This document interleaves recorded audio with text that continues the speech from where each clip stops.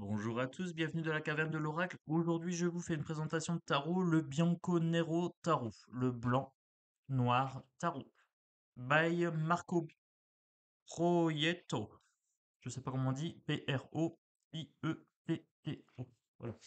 Alors, c'est un magnifique tarot en noir et blanc. Alors, je l'ai commandé sur Amazon. Euh, il est très très beau. Par contre, il n'est pas en français. Non, il n'est pas en français, il est en anglais. Vous avez un petit livret succinct ici, euh, avec les cartes, donc présentation du tarot, les cartes, endroit en vert, la carte description. Voilà, donc pour chaque carte. Je vais regarder pour les arcanes mineurs, vous avez le même travail, description de la carte avec les mots en anglais et français, euh, en anglais, endroit en vert, excusez-moi, en anglais, endroit et en vert, donc pour la carte. Ensuite, à la fin, on a un exemple de tirage. C'est un tarot Rider-Waite. Donc, il n'y a aucun problème. À partir du moment où vous avez le jeu Rider-Waite en français, ou alors un des jeux pour débutants que je vous ai proposé, euh, vous n'aurez, vous n'aurez aucun souci pour interpréter ce tarot. Alors, je vous le montre sans plus tarder. Il est de toute beauté. C'est du noir et du blanc. Voilà, du noir et du blanc ici. Il respecte, je dirais un petit peu le côté alchimie. Donc là, vous avez le chapeau, vous voyez, ici en forme d'infini, avec le baluchon, le chien qui essaye de le retenir. Alors, ce qui est assez intéressant sur les tarots, c'est de voir qu'en fait, tout simplement, des fois, le chien alerte en sautant. Et là, il cherche vraiment à le retenir. Non, tu es en danger, ne saute pas, hein. Le chien aussi, c'est les instincts, les bas instincts. Voilà. L'arrière de carte, endroit en vert, possible. Voilà, aucun problème pour ça. Donc, réversible, ça, c'est top. Qualité de carte, très bonne qualité de carte. Elle glisse bien, avec une finition légèrement glacée. Donc voilà, il y a des petits reflets. C'est pour ça que je vous le montre pas en face de la lumière du jour, parce que sinon vous allez avoir des gros gros reflets, vous voyez, tchac. Donc là, c'est pour ça j'ai bien travaillé. J'ai mis la caméra là où il fallait. Donc on a bien la colonne blanche, la colonne noire pour la grande prêtresse. Vous avez l'impératrice. C'est un jeu assez traditionnel en noir et blanc. Donc pour les puristes, vous allez vous y retrouver, je pense. Euh, Franc-maçon, alchimiste, ésotériste, je pense que vous pouvez vous retrouver dans ce jeu. Les débutants également. Vous avez la carte avec l'encart en haut et le nom en bas. Ici, la force. Je le trouve très bien dessiné. Il n'y a pas de vulgarité, il n'y a pas de nudité mal placée. Alors, l'ermite, là, je m'y retrouve à fond, parce qu'il a une sorte de cicatrice au niveau de l'œil droit. Et vous savez, pour la plupart, que ma chaîne politique, mon symbole est un loup avec une cicatrice à l'œil également. Donc là, je m'y retrouve. On a l'étoile contenue dans la lanterne. Donc on a des petits symboles comme ça. Il y a vraiment du détail. Il faut aller dans le détail parce que c'est un jeu qui le permet. Voilà. C'est très très bien dessiné. Le coup de crayon est juste magnifique. Le pendu. Carte 12. La carte de la mort. Arcane sans nom. La tempérance avec les vases. Alors je vais accélérer un petit peu parce que franchement il est très très beau, mais il y a 78 cartes. Et je voudrais vous faire un petit tirage à la fin et vous faire une vidéo assez rapide. Voilà. Alors c'est un Rider-Waite classique, c'est pour ça que je me permets d'aller assez vite. Mais en même temps, si vous voulez bien voir les cartes, vous pouvez ralentir la vidéo, la vitesse de vidéo, et mettre à 0,75. Il n'y a aucun souci pour ça. La carte du jugement, la carte du monde. J'aime beaucoup cette carte du monde avec ce faux self, ou alors un ange, ou quelque chose de l'ordre du divin. Il y a quelque chose d'assez sympa Je trouve que c'est un jeu un petit peu cabalistique aussi. Je pourrais lui donner plusieurs adjectifs. Donc là, on est sur les bâtons. C'est très très beau. Moi, j'aime bien. Voilà, c'est du noir et du blanc, mais il y a tellement de détails que les personnages sont vivants.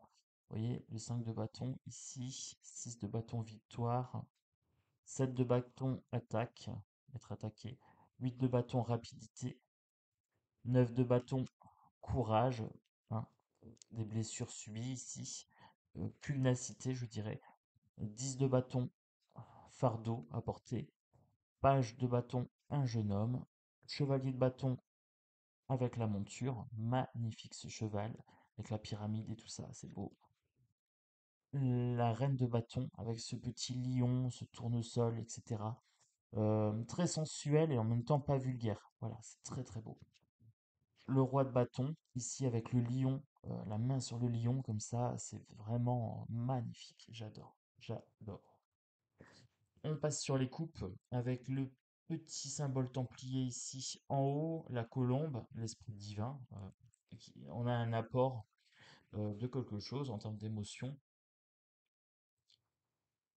Le caducée ici, potentiellement le signe d'Hermès. Le 3,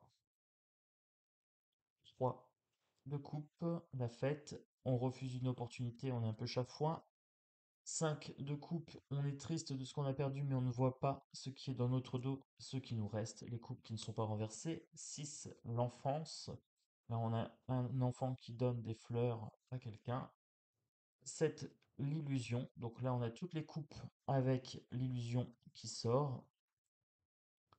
8 de coupe, introspection, en avoir ras-le-bol, partir. 9 de coupe, aisance émotionnelle, je dirais. 10 de coupe, bonheur total avec cet arc-en-ciel. On peut quasiment voir les couleurs, hein, on a bien l'arc-en-ciel ici. Page de coupe avec un jeune homme un petit peu vaniteux, ce jeune homme. Alors, ce que j'aime bien, c'est qu'on peut voir sur les cartes les traits de visage. Ça, j'aime bien.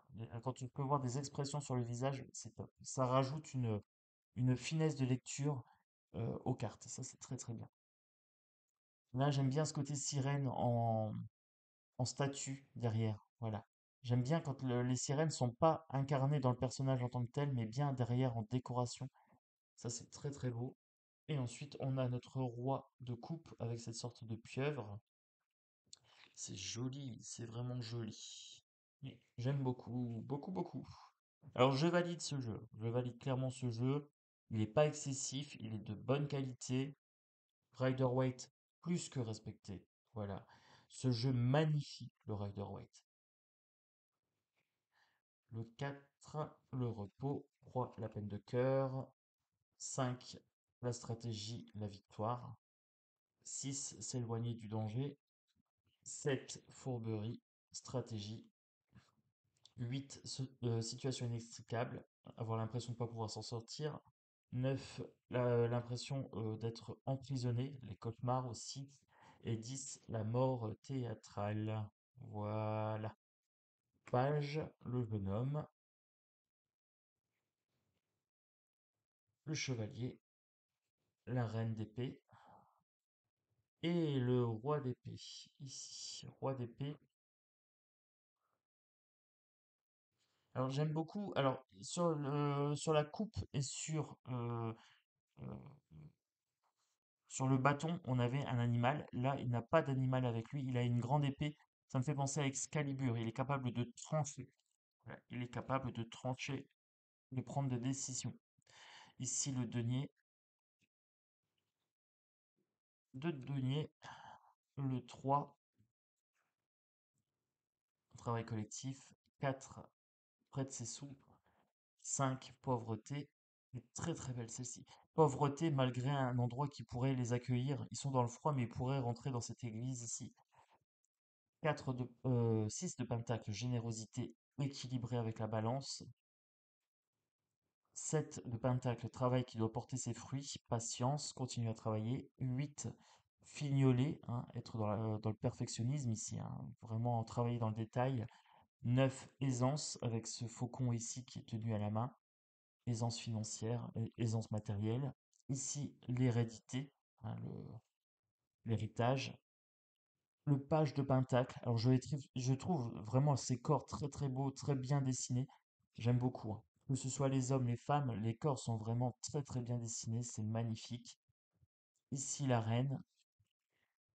Avec le bouc, on a le symbole du bouc et l'ange derrière. Et ici, avec le roi, on a des taureaux. On a les taureaux. Allez, on se fait un petit tirage rapidement. Je sais que vous aimez bien mes petits tirages intuitifs en fin de vidéo pour voir un petit peu comment je m'accapare le jeu et comment il communique avec moi. Voilà. Allez, première carte qui sort. Voilà. Ça parle tout de suite. Allez, alors ça glisse bien, ça glisse plus que bien. Check. Je prendrai bien celle-ci. Je le prends qu'à l'endroit par souci de simplification. Enfin, ou je le fais à l'envers. Allez, je fais un petit peu à l'envers. J'ai interverti une partie du jeu. Oups, oups, oups, oups. Attendez, le micro s'est fait la malle. Voilà, voilà. Bon, j'espère que ça ira, que le son ne va pas bouger. On verra bien. Alors, hop, on verra bien. On est parti. C'est les aléas du direct. Alors, c'est du semi-direct, hein. Je vous fais les vidéos, hop, sans coupure, sans montage. Voilà, on est parti. Donc pour ce petit tirage intuitif, je nous fais en forme d'arbre l'ermite, le 6 de pentacle, générosité, le page de bâton. J'ai des cartes à l'envers, des cartes à l'endroit, j'ai du pentacle, j'ai du bâton. Ça me paraît plutôt pas mal. J'ai une arcane majeure aussi.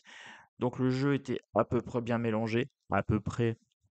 Donc c'est la première fois que je m'en sers, donc forcément, au début c'est toujours un petit peu regroupé en termes de cartes. Donc, je vous recule un petit peu. Avec la carte de l'ermite, on m'invite à l'introspection. On m'invite à l'introspection. On m'invite à l'éveil spirituel. On me dit d'être généreux avec ma lumière. Voilà, ici, on nous dit d'être généreux avec notre lumière, d'être le messager, alors que oui, cette carte-là me dit qu'on est le messager, qu'on est encore en chemin, on est encore sur le chemin de la connaissance, mais qu'on peut partager déjà ce qu'on a appris ici dans ce début de vie, hein, de ce début de parcours. Le page, c'est quelqu'un qui marche encore, il est là avec son bâton de pèlerin, donc très clairement, ce personnage-là est encore, un novice, ce n'est pas un grand maître. Par contre, on a bien la carte de l'ermite qui pourrait être considéré comme un chercheur de vérité, un chercheur de lumière. Donc générosité avec ce 6 de pentacle ici, c'est assez simple.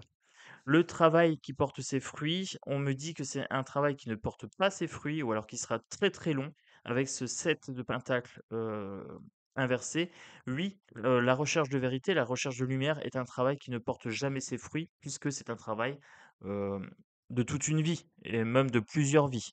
Voilà, donc il ne faut pas s'attendre à un jour déboucher sur la grande révélation. C'est bien le principe d'un mystère, c'est que souvent il reste mystère. Voilà. Après, on peut s'approcher de la lumière. On peut ouvrir un petit peu les yeux, son troisième œil. Ensuite, avec le 4 de bâton, on nous dit ici que cette recherche de lumière, bien qu'elle n'apporte pas une grande réponse, la grande réponse, hein, c'est qu'est-ce qu'il y a après la mort, un petit peu, qu'est-ce qu'il y a dans l'invisible. Ici, bien qu'on ne trouve pas cette réponse, eh bien, ça nous permet quand même de nous épanouir, d'avoir un homme suite homme, d'avoir un intérieur. On pourrait me parler de temple intérieur ici, ou d'un chez-soi matériel. On me dit que c'est radieux et que nous savons en fait jongler dans la matière avec cette incertitude qui est la nôtre, nous, chercheurs de vérité. Voilà. Donc c'est un très beau message, j'aime bien, j'aime bien.